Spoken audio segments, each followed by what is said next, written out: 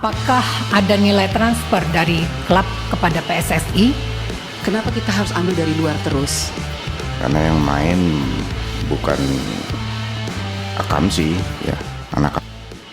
Di tengah kabar segera merapatnya Kevin Dyche ke skuad Garuda di bulan ini, lagi-lagi masih saja ada oknum yang tak suka akan kehadiran pemain keturunan atau naturalisasi dalam diri timnas Indonesia. Parahnya, sosok yang terlibat dalam polemik pemain naturalisasi ini turut andil dalam proses tersebut. Kali ini anggota Komisi 10 DPR fraksi Demokrat Anita Jakobaga meminta PSSI dan Kemenpora untuk tidak selalu mengandalkan para pemain naturalisasi. Kritik tersebut ia lontarkan lantaran menurutnya Indonesia punya kemampuan untuk menyuplai atlet-atlet level internasional dari berbagai daerah. Dia mencontohkan sepak terjang daerah asalnya yakni Nusa Tenggara Timur yang kerap melahirkan sejumlah atlet kompetitif untuk berbagai cabang olahraga. Kami berharap sebagai rakyat Indonesia, sebagai wakil dari seluruh rakyat Indonesia, saya berharap bahwa semoga ini yang terakhir. Karena kita tidak miskin atlet. Siapa bilang kita miskin? Kita banyak atlet. Kenapa kita harus ambil dari luar terus? Tak hanya Anita, anggota Komisi 10 DPR RI Lita Mahfud Arifin juga bertanya soal sumber dana yang dibutuhkan PSSI untuk menaturalisasi pemain keturunan. Apakah ada nilai transfer dari klub kepada PSSI? Anggarannya diambil dari APBN di Kemenpora atau sponsorship yang didapatkan secara private? Terima kasih. Sontak saja pertanyaan tersebut dijawab langsung oleh PSSI yang diwakili oleh Sekjen Yunus Nusi dengan jawaban sangat menohok. Kemudian untuk naturalisasi kami tidak pernah membayar atau memberikan nilai kepada mereka. Bahkan ada beberapa pemain seperti Sen Patinama dan beberapa lainnya yang berasal dari Ambon, ada yang dari Semarang. Malah orang tua dan kakeknya yang sangat berharap anak-anak ini bisa memperkuat tanah kelahiran orang tuanya, tanah kelahiran. Bagi para pemain keturunan, bisa bermain untuk skuad Garuda merupakan kebanggaan yang tidak ternilai harganya. Memang polemik pemain naturalisasi ini belakangan terus mencuat dan selalu disusul oleh alasan-alasan yang tak berdasar. Ya, sebelumnya anggota Komisi 10 DPR RI Nur Roji mengaku tidak terlalu bangga dengan prestasi timnas Indonesia sekarang yang banyak diperkuat oleh pemain naturalisasi.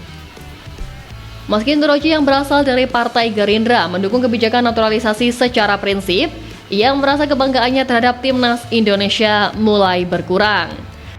Salah satu alasannya adalah karena banyaknya pemain naturalisasi yang mengisi skuad Garuda hingga hampir mendominasi seluruh tim.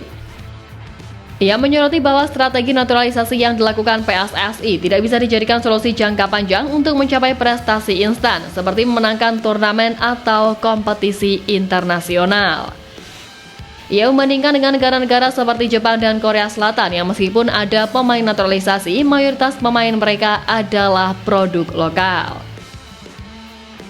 Lebih lanjut, menurutnya, Kemenpora serta PSSI perlu mencari formula lain untuk meningkatkan kualitas individu pemain sepak bola dalam negeri daripada mengandalkan naturalisasi sebagai solusi utama. Tentu saja pernyataan Nur Roji itu langsung menuai beragam tanggapan dari masyarakat terutama di media sosial. Banyak yang mengkritik sudut pandang anggota DPR tersebut dan memintanya untuk melek dengan prestasi yang ada di timnas Indonesia saat ini. Tentu saja kritikan yang diungkap oleh para anggota DPR ini tak sejalan dengan apa yang telah diharapkan oleh pemangku tertinggi Federasi Tanah Air, Erick Thohir.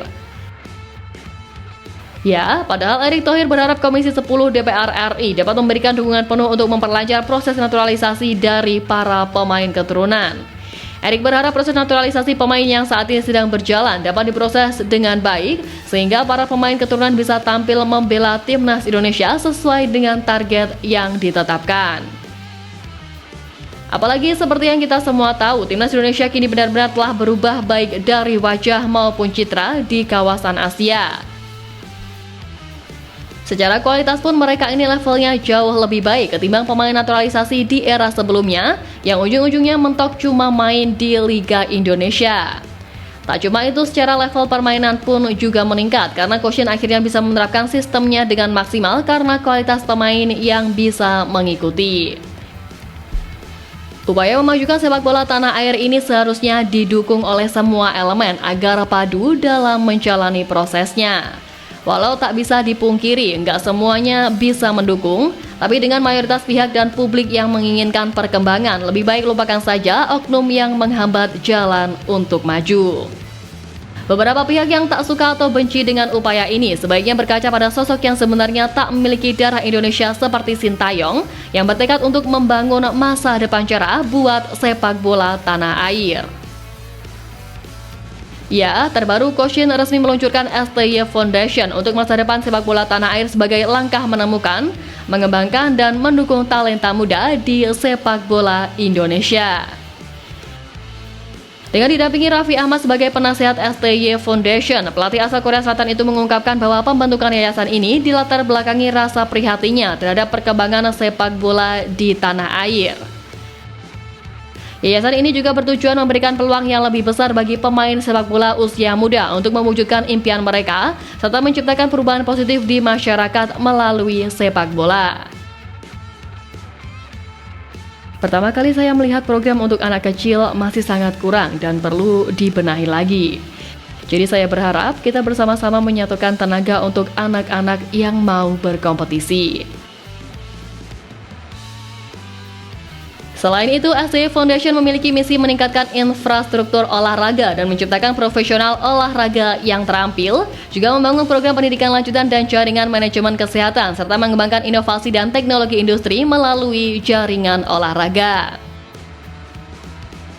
Untuk dapat mencetak bintang, STY Foundation memiliki sejumlah program yang mendukung, diantaranya yakni pengembangan dan perawatan fasilitas olahraga, akademi sepak bola, dan juga liga sepak bola untuk junior. Menilik apa yang dilakukan oleh Coach Shin ini, jelas tekad apiknya untuk Indonesia bukanlah hal yang main-main. Hati mulia Sintayong untuk masa depan sepak bola tanah air ini harusnya membuat mereka para oknum pengkritik malu sebagai warga negara Indonesia. Dan perjalanan panjang timnas Indonesia untuk lolos ke Piala Dunia sejatinya juga menjadi langkah guna menunjukkan kualitas dari tim Garuda sendiri. Meski harus menelan hasil mengecewakan di bulan Oktober, tapi peluang Indonesia untuk menyabet tempat di posisi keempat klasemen sejatinya pun masih cukup terbuka. Dengan momentum untuk bangkit, tentu semua sadar kalau pertandingan melawan dua tim langganan Piala Dunia di bulan ini sangat enggak gampang walaupun kita main di kandang sendiri. Meski begitu, Presiden Republik Indonesia ke-8 Prabowo Subianto mengungkapkan tekadnya yang rela melakukan apapun demi timnas Indonesia untuk bisa lolos ke Piala Dunia. Pak Prabowo yang memang terkenal aktif mengikuti kiprah tim Garuda terus memberikan dukungan dan mengatakan kalau sepak bola adalah harga diri dan identitas bagi bangsa Indonesia, sehingga sudah sepantasnya untuk menyabet tiket Piala Dunia agar nama Indonesia bisa terus menggema. Pak Prabowo juga membuka peluang untuk mendatangkan para pemain keturunan yang berkarir di luar negeri demi meningkatkan prestasi timnas. Menurutnya, langkah mengambil pemain keturunan via jalur naturalisasi bisa membuat skuad Garuda mendulang banyak prestasi sekaligus bisa menjadi bahan bakar buat melesat ke ajang Piala Dunia. Tentunya tekad Prabowo demi timnas Indonesia ini akan memudahkan langkah Garuda untuk menembus ajang bergengsi dunia tersebut. Ditambah lagi Pak Prabowo yang kini memegang tampuk kekuasaan tertinggi bisa membantu keberlanjutan ekosistem dari tim Merah Putih.